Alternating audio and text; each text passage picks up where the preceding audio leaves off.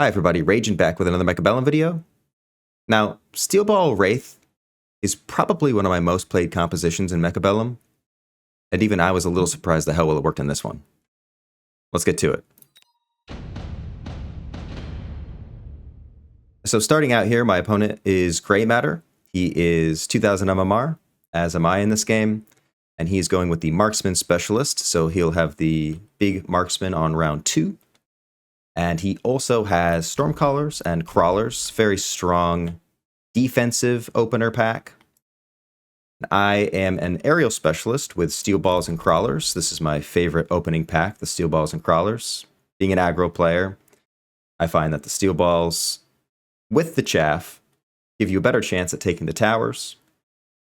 Not so excited about pairing it with the Aerial Specialist, because I think that picking Aerial Specialist kind of telegraphs your plan right from the get-go, and your opponent can start to build against it from the very beginning.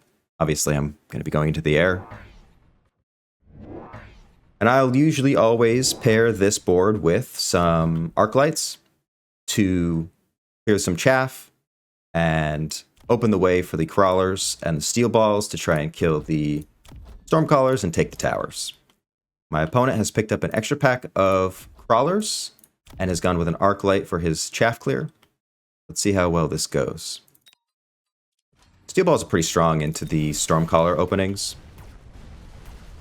Now the way he's positioned here, his Stormcallers are in the center, so they won't be blocking for the towers as well. But you can see that his Crawlers really spread out like quite a bit. I haven't seen Crawlers spread out so much like that in the opening, so that was pretty interesting the way that he did that. However, the Steel Balls do overwhelm the board, the Arc Lights are still able to clear, and we are able to take this round.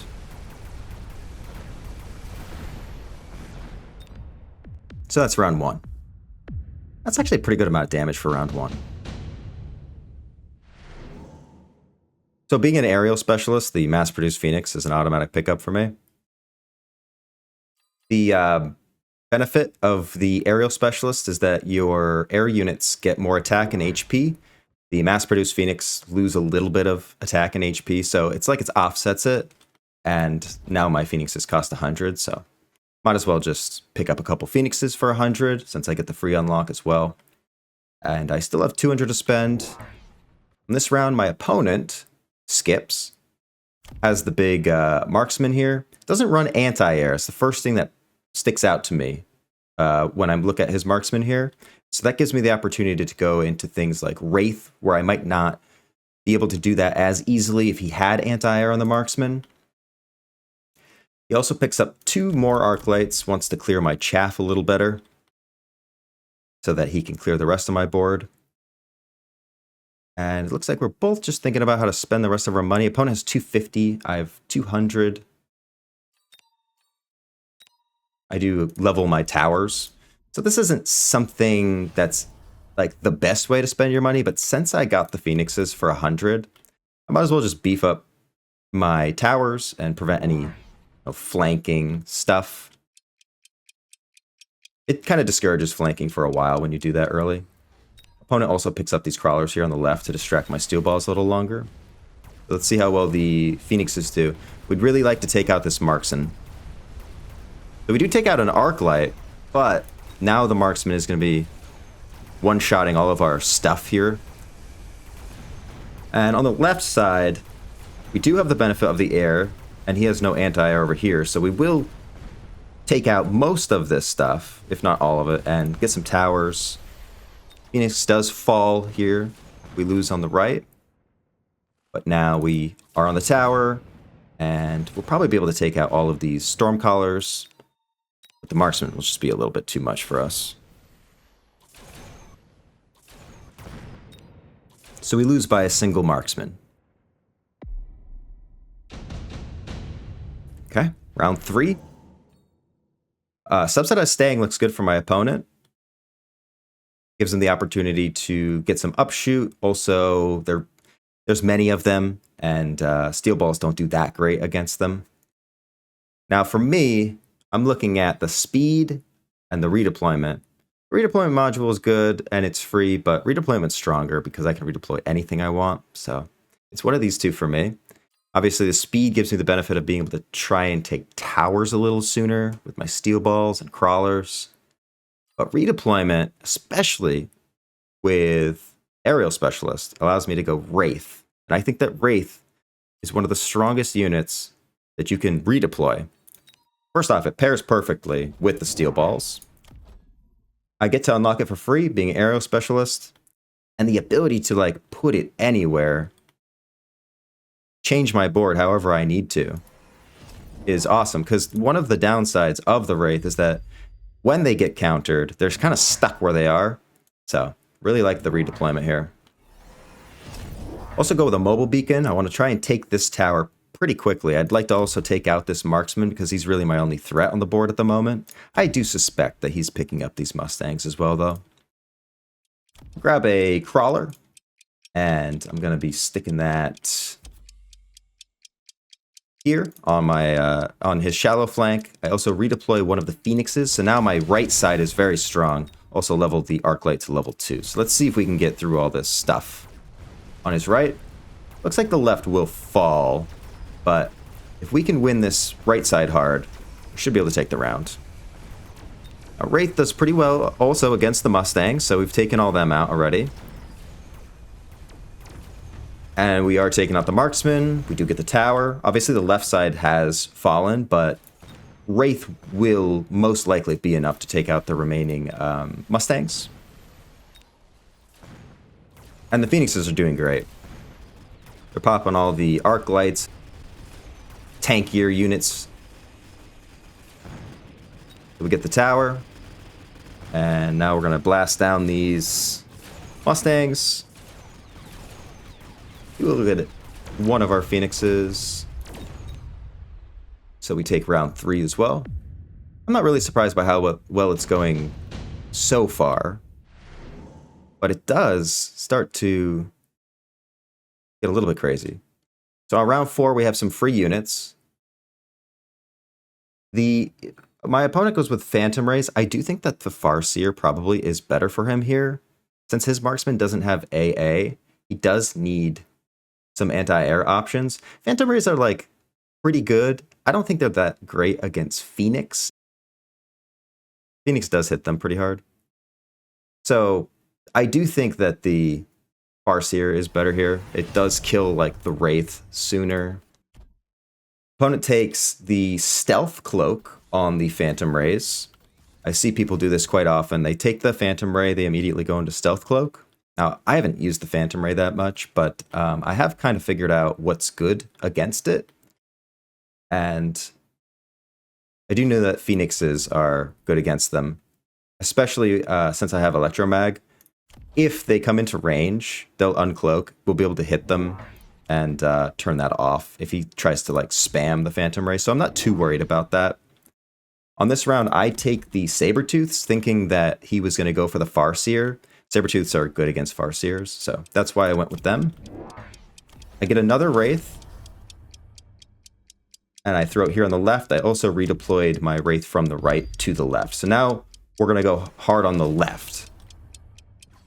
Now he's very symmetrical, so it's not helping me as much to change sides here. But I do change sides anyway. So the Phantom Rays here on the left did take out my steel balls. We have both of the Wraiths still, though. And it looks like we will get in there and take that tower. And the rest of his Mustangs. I also picked up an extra Phoenix on the left, forgot to mention. Since we took the tower, the Phoenixes are clearing some of these crawlers here, these straggling crawlers, as well as a couple of these Mustangs. And we do have level 2 in this tower, so we don't have to worry about it falling.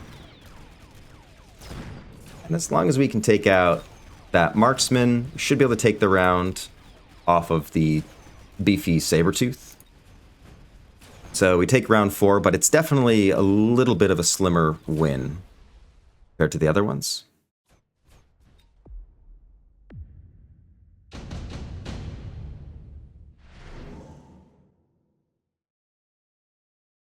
I see this mass-produced fortress come up right here, and I'm a little nervous of this because AA does look pretty good against my board.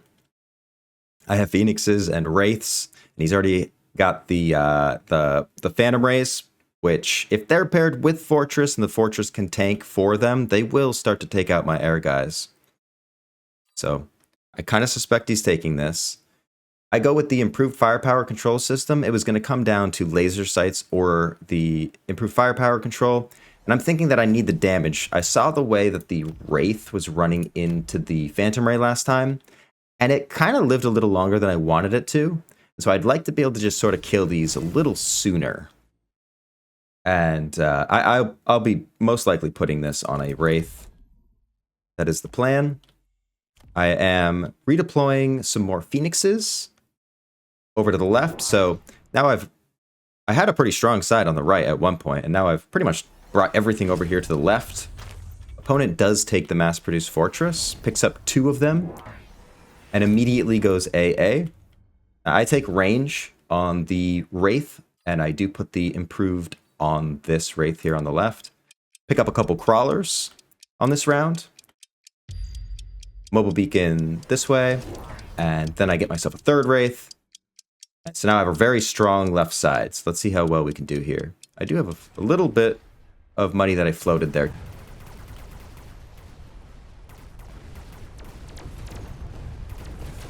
So this Wraith with the item is actually already dead.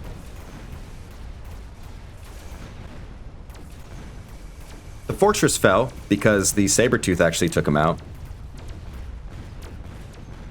Now, I sold the Sabertooth over here on the right, and I kind of wish I hadn't, because it would be good against the Fortress, but I did sell it. So this AA barrage is slightly nerfed, since the Fortress is doing a little bit less damage with the mass produced.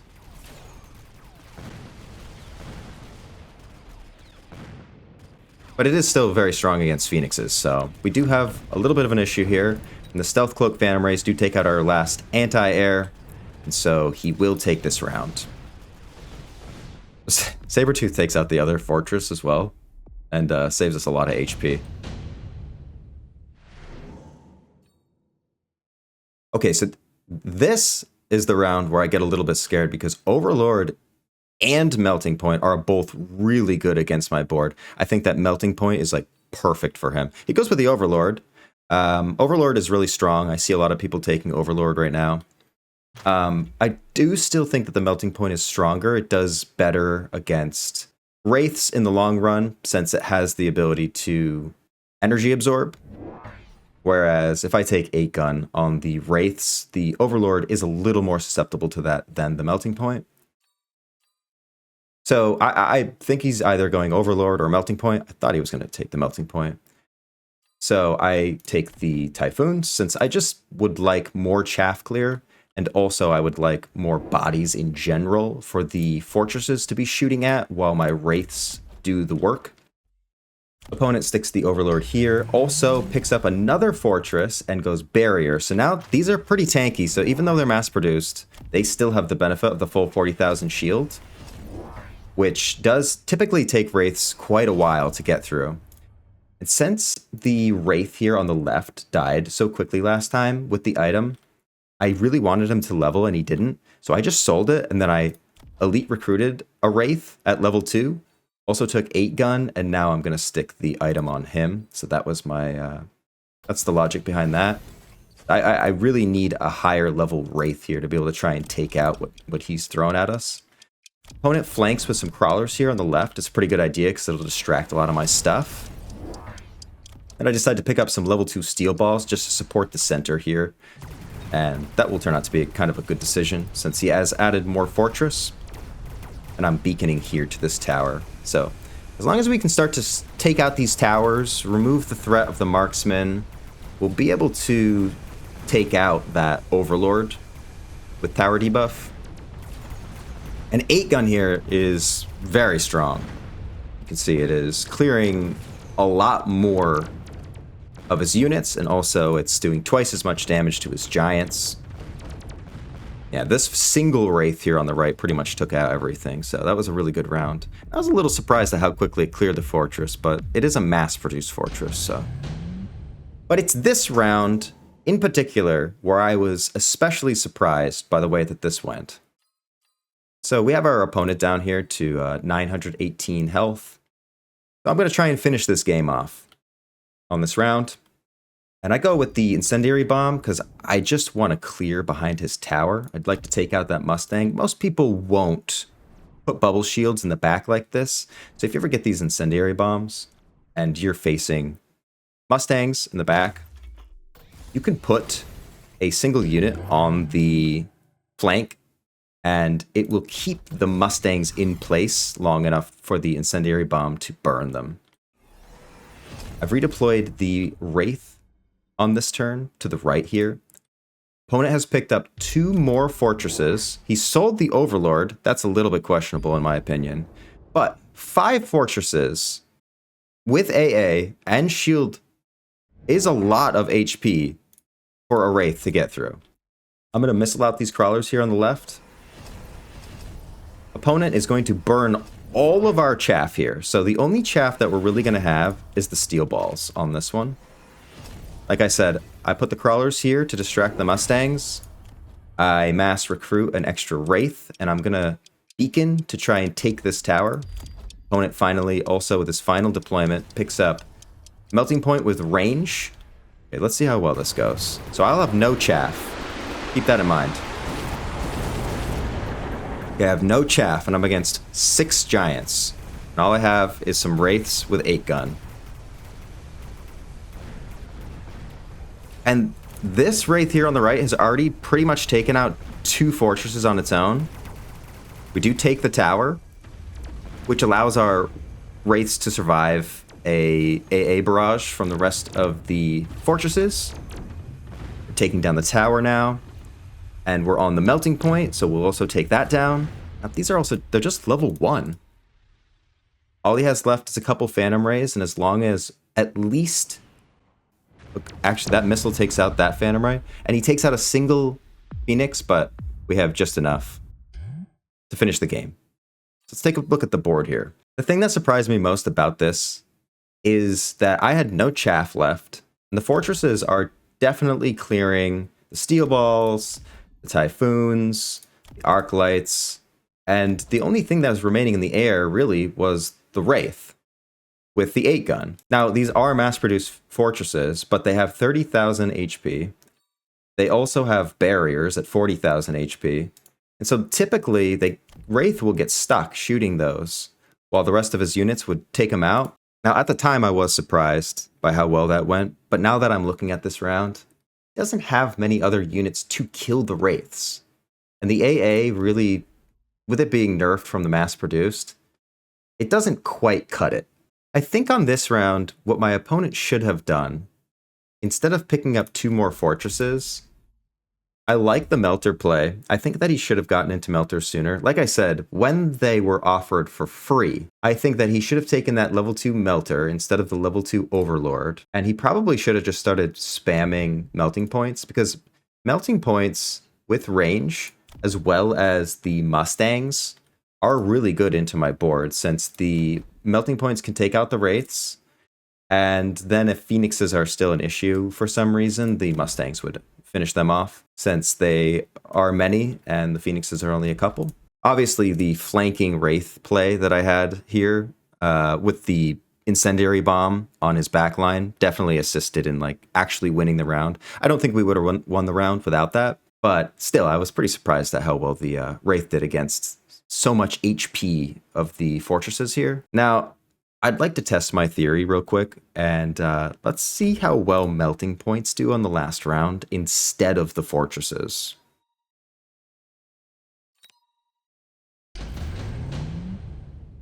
And let's do his play too. He did this Incendiary Bomb. Where did he do it? Did it right here, and he did the oil, try and burn extra chaff. Something like this. He sold the Overlord, so I'll do that. And went into Melter with range, but he only got 1. So let's not really do anything, right? Let's just see how well the Melter does. Let's get 3 of these guys with range. And that's it, right? That's my whole turn. Let's put them here to meet the Wraiths. I think that's pretty good.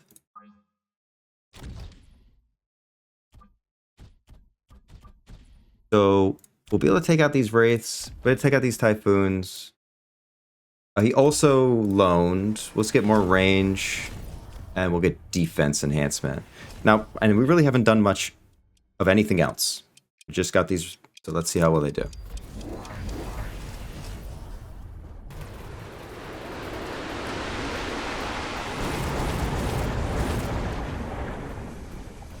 Okay, so the melting points are already taking out some of these Wraiths.